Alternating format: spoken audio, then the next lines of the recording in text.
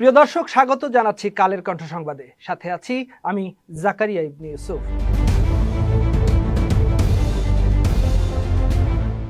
দেশের বিভিন্ন খাত সংস্কারে বাংলাদেশকে $350 কোটি ঋণ সহায়তা দেবে বিশ্বব্যাংক।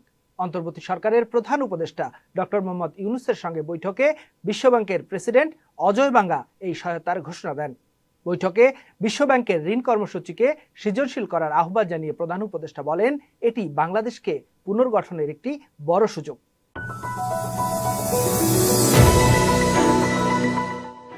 চীন কোনো দেশের সাথে বাণিজ্যিক সম্পর্ক স্থাপন করে কখনো সে দেশের অভ্যন্তরীণ কোনো ব্যাপারে হস্তক্ষেপ না করার ভদ্রতার জন্য দেশটি বিশ্বব্যাপী বেশ বিখ্যাত।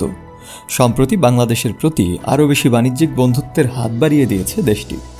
চীনের পররাষ্ট্রমন্ত্রী ওয়াং ই বলেছেন, তার দেশ বাংলাদেশের সোলার প্যানেলে বিনিয়োগ করতে চায় এবং বাণিজ্যিক ও অর্থনৈতিক সম্পর্ক সুদৃঢ় করার মাধ্যমে কৌশলগত দ্বিপাক্ষীয় সম্পর্ককে এগিয়ে নিতে আগ্রহী।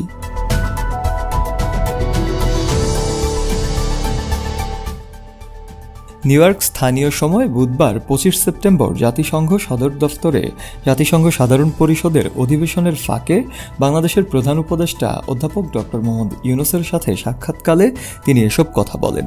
গত মাসে ঢাকায় চীনের রাষ্ট্রদূত প্রধান উপদেষ্টা অধ্যাপক ইউনূসের সঙ্গে সৌজন্য সাক্ষাৎ করতে এলে তিনি চীনের সোলার প্যানেল প্রস্তুতকারকদের বাংলাদেশে বিনিয়োগের আহ্বান জানান। সাক্ষাৎকালে চীনের পররাষ্ট্রমন্ত্রী অধ্যাপক ইউনূসকে অন্তর্বর্তীকালীন সরকারের প্রধান উপদেষ্টা হিসেবে দায়িত্ব গ্রহণ করায় অভিনন্দন জানান এবং তাকে চীনের জনগণের পুরনো বন্ধু হিসেবে উল্লেখ করেন।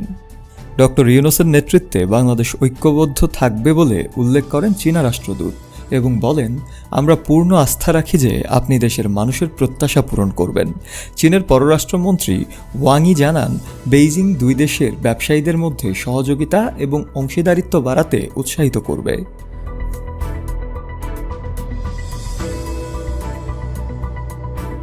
শফেল মাওলা, কালের কণ্ঠ।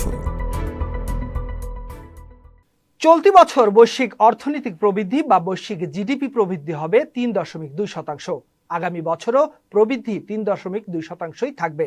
অর্থনৈতিক পূর্বাভাস রিপোর্টে এমন তথ্য জানানো হয়েছে। তারা বলছে, সবচেয়ে বেশি যুক্তরাষ্ট্রের প্রবৃদ্ধি হবে 2.6%, আর প্রবৃদ্ধির দিক থেকে দ্বিতীয় স্থানে থাকবে যুক্তরাজ্য। বিস্তারিত প্রতিবেদনে। গত বছরের তুলনায় চলতি বছর বিশ্বের বেশিরভাগ দেশে মূল্যস্ফীতি কমে এসেছে। খাবার, জ্বালানি ও পণ্যের দাম কমায় সাধারণ মানুষ কিছুটা স্বস্তি পেয়েছে, ফলে তারা সামগ্রিক খরচের হারও বাড়িয়েছে। তবে কঠিন অর্থনৈতিক পরিস্থিতি ও ভূ রাজনৈতিক সংঘাত ঘিরে তৈরি হওয়া অনিশ্চয়তা সাধারণ মানুষের সামনে নতুন নতুন চ্যালেঞ্জ তৈরি করেছে, যার প্রভাব পড়বে বৈশ্বিক জিডিপিতে। চলতি বছর বৈশ্বিক অর্থনৈতিক প্রবৃদ্ধি বা বৈশ্বিক জিডিপি প্রবৃদ্ধি হবে 3.2%। আগামী বছরও প্রবৃদ্ধি 3.2%ই থাকবে।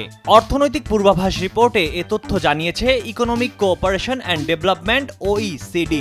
যদিও গত মে মাসের দেওয়া পূর্বাভাসে তারা জানিয়েছিল, এবছর বৈশ্বিক প্রবৃদ্ধি হবে 3.1%।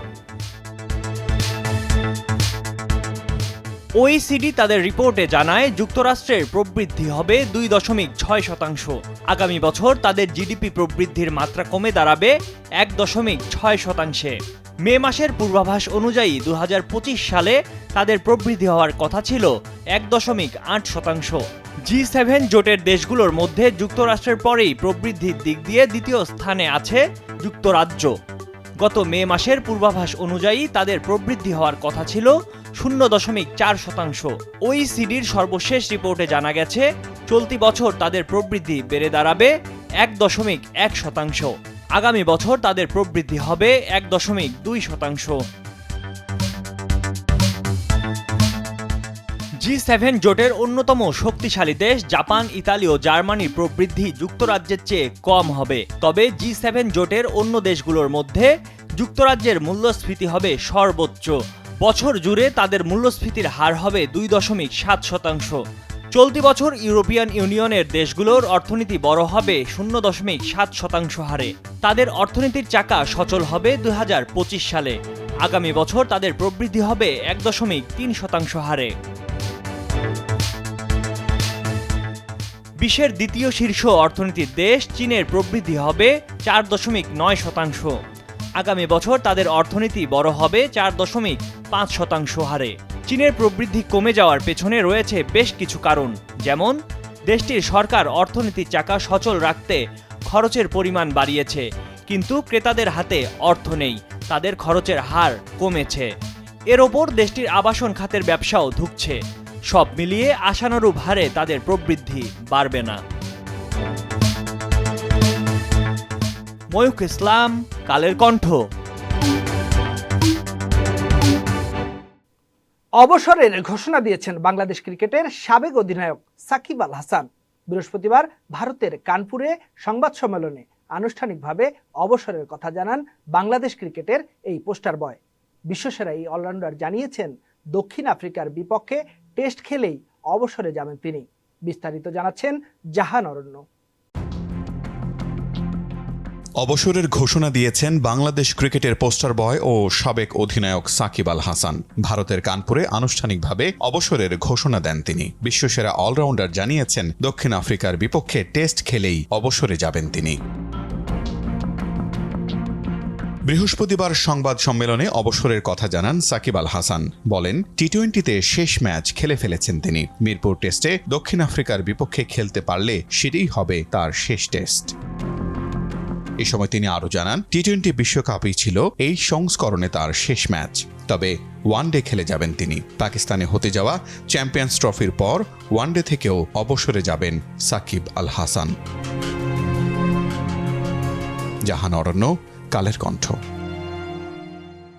শত শত বছরের ঐতিহ্য বহন করে চলছে পান পাতা চাষ। একসময় সীতাকুণ্ড অঞ্চলে প্রচুর পান চাষ হলেও বর্তমানে অনেকটাই কমে গেছে। চাষিরা অভিযোগ করেছেন কৃষি ব্যাংক ঋণ দিয়ে কিছুটা সহযোগিতা করলেও দেখা মেলে না কৃষি অফিসের লোকজনের। লতাপচা রোগ সহ বিভিন্ন রোগে নষ্ট হয়ে যায় পান। এ অবস্থায় বিশেষজ্ঞ লোকদের এগিয়ে আসার বিকল্প নেই। বারোয়াঢালা ইউনিয়নের মহাদেবপুর গ্রামে 20 শতক জমিতে পানের আবাদ করেন সুনীল চন্দ্রনাথ। বংশ পরম্পরায় পান আবাদে যুক্ত হন তিনি। তার মতো অনেক কৃষক এ পেশাকে টিকিয়ে রাখলেও সময়ের পালাবদলে আজ বদলেছে সবকিছু। তবে সীতাকুণ্ড উপজেলার বেশ কয়েকটি গ্রামে টিকে থাকা পানের বরজ বহন করছে ঐতিহ্য। বারোয়াঢালা ইউনিয়নের পান চাষিরা কৃষি ব্যাংক থেকে ঋণ নিয়ে বছরে ভালোই লাভ করেন। তবে তারা অভিযোগ করেন সরকারের কৃষি ব্যাংক তাদের ঋণ দিয়ে সহযোগিতা করলেও বছরের পর বছর দেখা মেলে না উপজেলা কৃষি অফিসের লোকজনকে। লতাপচা রোগ এবং গুটি রোগ ক্ষেতের বেশ ক্ষতি হয়। বিভিন্ন ওষুধ কোম্পানির লোকজন এবং স্থানীয় কীটনাশক দোকানিদের পরামর্শ নিয়ে তারা রোগবালাই দমনে ব্যবস্থা নেন। আমরা এখানে দাম ভালো পাই, আমাদের এটা চাহিদা বেশি, খাওয়ার চাহিদা বেশি এই বারডেলা ফানটা। আপনি কতটুকু জমি চাষ করছেন এখানে? আমি ধরেন 5 ঘন্টায় আমি 5 ঘন্টা জমি ফান খেত করি, 5 ঘন্টা 20 করা। আচ্ছা, আপনাদের এই যে পান চাষ করেন, আপনাদেরকে সরকারের কৃষি বিভাগ বুঝি কোনো ধরনের সহযোগিতা করতে কি এখানে? না, এখানে কোনো সহযোগিতা নাই। আমরা ওই কীটনাশক ওষুধের দোকানে যাই, আমরা রোগ বুঝি, আমরা এখান থেকে কিছু ওষুধ ক্রয় করি, আনি এখানে মারি, স্প্রে করি, পাম্পার দিই, আর নিচে বল খল্লি দিই। ওই সরকারি অফিস থেকে কোনো পরামর্শ? না না না না না, কোনো লোকে আসে না এখানে। এই সারা বছর কিছু পাই না, মারি খেয়ে বছর এই করোনা তো বোর্ডটাকে মারি গেছে। এখন এই ক্ষেতগুলো রক্ষা করবে কিছু তো সরকার কিছু পাইনি আমরা। সরকারি কৃষি বিভাগ থেকে কিছু দেয় না। আমাদের একটা কাঠটা একবার লই যাই, আবার নিয়ে গেছে আর কাঠটা এলে ফাই কিছু হয় না ফান খেতেলা। আপনার এখানে এই যে জমিটা তো নিজের না, নিজের নামে বগরা শাসা বর্গানে, এগুলা কিভাবে টাকা পয়সা? এটা মানে শতকে আর কি 300 টাকা বার হয় বর্গা শাসা। 300 থেকে 300 টাকা, 300 শতকে 300 টাকা করে। আচ্ছা আচ্ছা। আর হচ্ছে আপনারা কখনো কৃষি অফিসে? না, কৃষি অফিসে গেছি, আরো ফান শাসিরা কিছু পাই না। আমরা বেশিরভাগ ছোটো তারঘাট বাজারে প্রতিদিন শনিবারে সকাল লেফান নিয়ে যায় 3টার পরে, 4টার পরে বেচা কিনে আরম্ভ। শনিবারে বিক্রি করতাম নি, শুক্রবারে ভাঙ্গি গোছাই লই, তারপরে সোমবারে ভাঙ্গি গোছাই লই, মঙ্গলবারে সকালে বিক্রি করি। চতুর্দিকে পাইকার আসে, আমরা 10 টাকা মূল্য নিন, আরেকজন 15 টাকা মূল্য নিলে যাতে বেশি তার কাছে বিক্রি করি। সীতাকুণ্ড উপজেলা কৃষি অফিসের তথ্য অনুযায়ী এখানে মোট 50 হেক্টর জমিতে পানের আবাদ হয়। 250 জন কৃষক বছরে 650 মেট্রিক টন পান উৎপাদন করে, যার অধিকাংশই আবাদ হয় উপজেলার বারোয়াঢালা ইউনিয়নের বিভিন্ন গ্রামে। তবে কৃষকদের অভিযোগ অস্বীকার করে উপজেলা কৃষি অফিসার কৃষিবিদ মোহাম্মদ হাবিবুল্লাহ জানিয়েছেন, প্রত্যেক এলাকায় তাদের একজন উপসহকারী কৃষি কর্মকর্তা রয়েছেন। আমাদের যে পানের যে উৎপাদন, এটা প্রায় 650 মেট্রিক টন উৎপাদন হচ্ছে। আমরা কৃষক ভাইদেরকে এই পানের উৎপাদন সংক্রান্ত যে কোনো সমস্যা হলে, পানের রোগ বালাই বা এই ধরনের যে পরামর্শ, সে পরামর্শ সেবা প্রদান করে থাকি। অন্যদিকে পান চাষিদের কৃষি অফিস থেকে পরামর্শ সেবা না দেওয়ার অভিযোগ তদন্তপূর্বক ব্যবস্থা নেওয়ার আশ্বাস দেন উপজেলা নির্বাহী অফিসার KM রফিকুল ইসলাম। সীতাকুণ্ড উপজেলাটা অত্যন্ত উর্বর, এখানে কিন্তু যে কোনো খাদ্যশস্য থেকে শুরু করে পানের উৎপাদনটা কিন্তু খুব ভালো হয়। তো এখানে আমাদের এই 2 নম্বর ইউনিয়নে শতাধিক কৃষক এই পান চাষ করে থাকেন।